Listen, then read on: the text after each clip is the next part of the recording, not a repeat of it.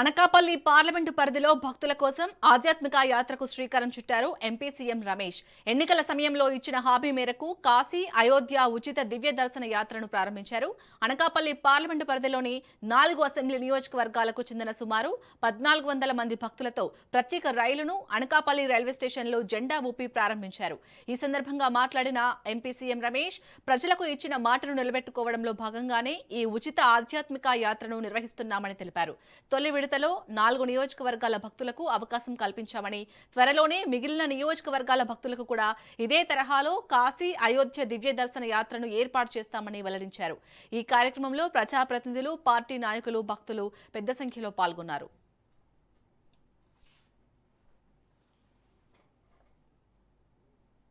ఎన్నికల సమయంలో అనకాపల్లి పార్లమెంట్ నియోజకవర్గ ప్రజలకి అయోధ్య దర్శనం కల్పిస్తానని చెప్పి ఇచ్చిన మాట మేరకు ఇన్ని రోజులు అయోధ్య టెంపుల్ కన్స్ట్రక్షన్లో అక్కడ పని జరుగుతూ ఉండింది.